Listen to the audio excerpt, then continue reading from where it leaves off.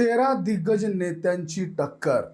बीड, मुंबई, ठाणे, भिवंडी, धुळे, नाशिक, दिंडोरी, पालघर, जालन्यामध्ये कुणाची सरशी होणार हे आज आपण बघणार आहोत. तर मंडळी, पंकजा मुंडे आणि बजरंग सोनवणे यांच्यामध्ये बीडमध्ये हा सामना रंगतोय. जातीय समीकरणांचा रंग चढलेल्या या निवडणुकीमध्ये कोण भारी पडणार हा अत्यंत महत्त्वाचा मुद्दा सध्या राज्यभर गाजतोय. पंकजा मुंडे यांना भाजपकडनं उमेदवारी मिळालेली आहे, तर बजरंग सोनवणे यांना राष्ट्रवादी शरदचंद्र पवार गटाकडनं उमेदवारी मिळालेली आहे. मंडळी, जातीय समीकरणांचा लेप असलेला हा मतदारसंघ, मराठा विरुद्ध ओबीसी असा वाद या मतदारसंघामध्ये प्रचंड मोठ्या प्रमाणात पाहायला मिळालेला आहे.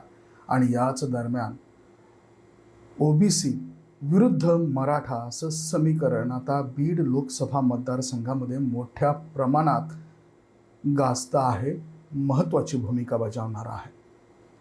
शिक्षण, बेरोजगारी, आरोग्य, पाणी, रोजगार, कृषी या मूलभूत आणि महत्त्वाच्या मुद्द्यांना वगळून बीड आणि जालना, परभणी तसेच मराठवाड्यातल्या बहुतांश भागामध्ये केवळ जातीच्या मुद्द्यावरतीच निवडणूक लढल्या गेलेली आहे आणि हे निश्चितच अतिशय धोकेदायक असल्याचं सांगितलं जातं.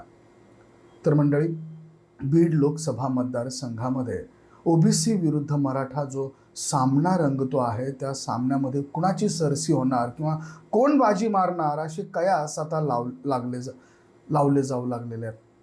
त्यामध्ये बजरंग सोनवणे यांना मराठा समाजाचा प्रतिसाद मिळतो आहे, तर पंकजा मुंडे यांना संपूर्ण ओबीसी समाजाचा पाठिंबा मिळतो आहे असं देखील सांगितलं जात आहे. जातीनिहाय वेगवेगळ्या अनधिकृत आकडेवारी जाहीर केल्या जात आहेत आणि या आकडेवारीवरनं कोणती जात मोठी, कोणता धर्म मोठा, या जातीचे किती, त्या जातीचे किती, या जातीचे किती मतदान झालं, त्या जातीचे किती मतदान झालं, असे एक ना विविध अनेक प्रश्न या निवडणुकांमधनं समोर यायला लागले. शिक्षण, आरोग्य, रोजगार, कृषी ही महत्त्वाची मुद्दे मागं पडली आहेत. याच्यासाठी कुणाला बोलायला वेळ नाही आहे. केवळ जातीच्या आधारावरती या संपूर्ण गोष्टीकडे बघितलं जाऊ लागलेलं आहे. निश्चित हे घातक आहे, परंतु या संपूर्ण प्रकारात कोण बाजी घेणार, कोण बाजी मारणार, कोण विजयी होणार हाच केवळ एक मुद्दा संपूर्ण राज्यभर सुरू आहे. तर मंडळी, बीड लोकसभा मतदारसंघाचा विचार जर केला तर मराठा विरुद्ध असा रंगलेला हा वाद आणि या दरम्यान होणारी फाईट ही अत्यंत चुरशीची आहे. परंतु यामध्ये पंकजा मुंडे यांच्या पाठीशी बळ हे प्रचंड मोठ्या प्रमाणात असल्याचं सांगितलं जातं. नेते आमच्या स्टेजवर नसले तरी जनता आमच्या सोबत आहे असं म्हणत शरद पवार आणि शरद पवार गटाचे बजरंग सोनवणे यांनी या सामन्यामध्ये चुरस भरलेली आहे. बऱ्याचशा ठिकाणी असं सांगितलं जातं की बजरंग सोनवणे विजयी होतील, आता पंकजा मुंडे पडतील, पंकजा मुंडेंचा पराभव होईल. तर बऱ्याचशा ठिकाणी पंकजा मुंडे ह्याच निवडून येतील, बजरंग सोनवणे यांचं काही अस्तित्व नाही, अशा पद्धतीच्या गोष्टी ऐकायला बघायला मिळतात. तर मंडळी, या संपूर्ण प्रकारामध्ये जर का आपण काही समीकरणं लक्षात घेतली तर पंकजा मुंडे आणि त्यांचं स्थानिक राजकारण, शिवाय स्वर्गीय गोपीनाथ मुंडे यांनी उभा केलेला एक मोठा जनसंपर्क हा पंकजा मुंडे यांच्या पाठीशी आजही असल्याचं सांगितलं जातं आणि निश्चित बीडमधनं पंकजा मुंडे या सरशी घेतील असं देखील बोललं जातं. तर पुढचा मतदारसंघ आहे जालना लोकसभा मतदारसंघ. जालन्यामधनं कल्याण काळे यांनी काँग्रेसकडनं निवडणूक लढली आहे, तर मंगेश साबळे यांनी अपक्ष पद्धतीनं या निवडणुकीत चुरस भरलेली आहे आणि 5 वेळा निर्विवाद खासदार राहिलेले रावसाहेब दानवे हा त्यांचा गड मानला जातो. रावसाहेब दानवे यांच्या पाठीशी भक्कम समाज उभा असल्याचं गेली 5ही निवडणुका ज्यामधनं ते विजयी झाले हे बघायला मिळालं. त्याचबरोबर मराठा समाज, ओबीसी समाज असं देखील ध्रुवीकरण या मतदारसंघामध्ये प्रचंड मोठ्या प्रमाणात बघायला मिळालं. तर अंतरवाली सराटी जे अंबड तालुक्यातलं गाव आहे, जालना जिल्ह्यातलं गाव आहे, परंतु ते गाव येतं परभणी लोकसभा मतदारसंघात. आता लोकसभा मतदारसंघाची जी ठेवण आहे किंवा ज्या पद्धतीनं बांधणी काढण्यात येते त्या बांधणीनुसार परभणी लोकसभा मतदारसंघात अंतरवली सराटी गाव येतं, परंतु ते आहे अंबड तालुक्यात आणि जालना जिल्ह्यात. आणि या संपूर्ण गोष्टीचं लोण हे आजूबाजूच्या परिसरात मोठ्या प्रमाणात पसरलेलं असतं. त्याशिवाय पैठण हा लागून असलेला मतदारसंघ आणि या पैठणचे विद्यमान आमदार संदीपान भुमरे यांच्याशी असणारा कनेक्ट, त्याचबरोबर रावसाहेब दानवे आणि भुमरे यांचं एकमेकांशी असलेलं राजनैतिक नातं, हे सगळ्या गोष्टीचा अंदाज जर पाहिला तर निश्चित रावसाहेब दानवे हे या सगळ्या गोष्टींमध्ये बढतीत आहेत किंवा ते पुढे राहतील, आघाडी घेतील असं सांगितलं बोललं जातं. परंतु मराठा आरक्षण आंदोलक मनोज जरांगे पाटील यांनी घेतलेली भूमिका, जे आरक्षणाच्या विरोधात आले त्यांना असं पाडा की पुढच्या 5 पिढ्या उभं राहायचं नाव घेतलं नाही पाहिजे, अशा पद्धतीची वक्तव्य, अशा आशयाची वक्तव्य त्यांच्याकडनं आली. आणि त्यानंतर ज्या पद्धतीनं समाज एकवटला आणि त्यांनी या संपूर्ण निवडणूक प्रक्रियेमध्ये सगळ्यात मोठं योगदान किंवा सगळ्यात मोठा काउंट हा त्यांचा दिलेला आहे. निश्चितच याचा परिणाम काय होतो, मंगेश साबळे जे अपक्ष पद्धतीनं ही निवडणूक लढतायत ते कधी काळी मराठा आंदोलनात सक्रिय सहभागी होते, त्यामुळे या आंदोलनाच्या पार्श्वभूमीवर त्यांना किती मतं मिळतात. त्याचबरोबर कल्याण काळे जे 2009 ज्यांनी रावसाहेब दानवे यांना प्रचंड जबरदस्त टक्कर दिलेली होती, ते कल्याण काळे कशा पद्धतीनं फाईट करतात या सगळ्या गोष्टींवरती जालना लोकसभा मतदारसंघाची समीकरणं अवलंबून आहेत. तर मंडळी, सध्या तरी जालना लोकसभा मतदारसंघामधनं रावसाहेब दानवे यांचं पारडं जड दिसत असलं तरी कल्याण काळे यांनी मात्र जल्लोषाला सुरुवात केलेली आहे. कल्याण काळे हे विजयाच्या दिशेने जातील असं नागरिक सांगतायत.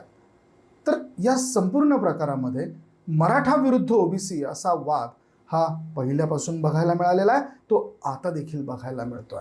आणि निश्चितच या संपूर्ण प्रकारामध्ये कोण विजयी होईल हे त्या 4 जूनला तर कळेलच, परंतु सध्या तरी कल्याण काळे आणि रावसाहेब दानवे यांच्यामध्ये 50-50% लढाई ही एकमेकांकडे झुकते आहे, असंच सध्या निष्कर्षांती आपण सांगू शकतो. तर मंडळी, पुढचा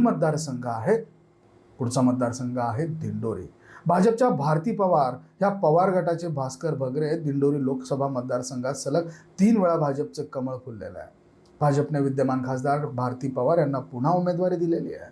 भारती पवार या केंद्रात राज्यमंत्री आहेत, तर 2014च्या लोकसभा निवडणुकीत भारती पवार यांनी राष्ट्रवादीच्या तिकिटावर निवडणूक लढवली होती. त्यांचा भाजपकडून पराभव झाला होता, परंतु भारती पवार राष्ट्रवादी सोडून भाजपमध्ये आल्या आणि गेल्या 3 लोकसभा निवडणुकांमध्ये भाजप आणि राष्ट्रवादी यांच्यामध्ये दिंडोरी या ठिकाणाहून चुरशीचा सामना बघायला मिळतो. यावेळी राष्ट्रवादी काँग्रेसचे भास्कर भगरे यांना तिकीट मिळालेलं आहे. तर दिंडोरी लोकसभा आदिवासी प्राबल्य असलेला मतदारसंघ आहे, त्यामुळे यंदाची निवडणूकही चुरशीची होणार असं सांगितलं जात आहे. दिंडोरी लोकसभा मतदारसंघात विधानसभेच्या 6 जागा आहेत. 6 पैकी 4 जागा राष्ट्रवादीकडे आहेत, तर एका जागेवर भाजप आहे आणि एका जागेवर शिंदे गटाचे शिवसेनेचे आमदार आहेत. पुढील मतदारसंघ आहे नाशिक. शिंदे गटाचे हेमंत गोडसे तर ठाकरे गटाचे राजाभाऊ वाजे अपक्ष शांतिगिरी महाराज नाशिक मतदारसंघातून लढत देत आहेत. सुरुवातीपासूनच छगन भुजबळ इच्छुक होते, परंतु या मतदारसंघातून एकनाथ शिंदे सेनेचे विद्यमान खासदार हेमंत गोडसे इच्छुक असल्याने त्यांनी शक्ती प्रदर्शन केलं आणि हा मतदारसंघ भाजपकडून अखेर खेचून घेतला. त्यामुळे भुजबळ नाराज झाले. आता शिंदे सेनेचे हेमंत गोडसे आणि महाविकास आघाडी करून ठाकरे गटाचे राजाभाऊ वाजे आणि अपक्ष उमेदवार शांतिगिरी महाराज यांच्या निवडणुकीच्या रिंगणात चुरस निर्माण झालेली आहे.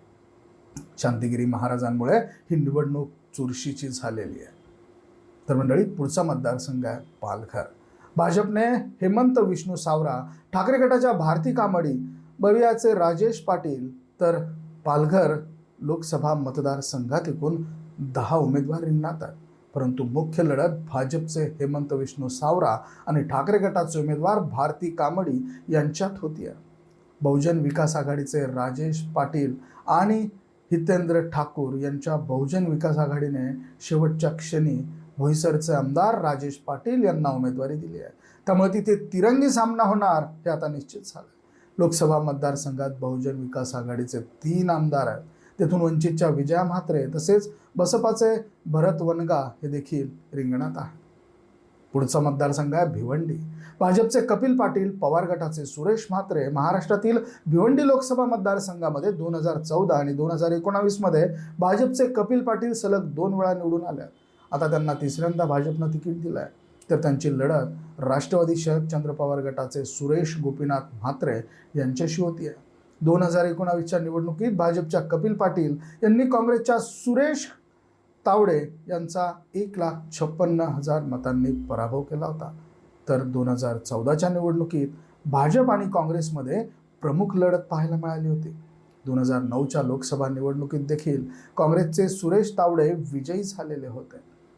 तर मंडळी, पुढचा मतदारसंघ आहे कल्याण लोकसभा मतदारसंघ. शिंदे गटाचे श्रीकांत ठाकरे गटाच्या वैशाली दरेकर यांच्यामध्ये हा सामना रंगतोय. कल्याण लोकसभा मतदारसंघातून एकनाथ शिंदे यांचे सुपुत्र श्रीकांत शिंदे हे सलग 2दा निवडून आलेले आहेत. शिवसेनेत फूट पडल्यानंतर आता उद्धव ठाकरे आणि एकनाथ शिंदे या गटासाठी ही निवडणूक अत्यंत प्रतिष्ठेची बनलेली आहे. या ठिकाणाहून ठाकरे गटाच्या वैशाली दरेकर या रिंगणात आहेत. तर वैशाली दरेकर 2दा नगरसेवक म्हणून निवडून आलेल्या आहेत. त्यांना मनसेच्या तिकिटावर 2009ची लोकसभा निवडणूक ही त्यांनी लढवली होती, परंतु त्या 3ऱ्या स्थानावरती आलेल्या होत्या. आता ठाकरे गटातून त्या ही लोकसभा निवडणूक लढवत आहेत.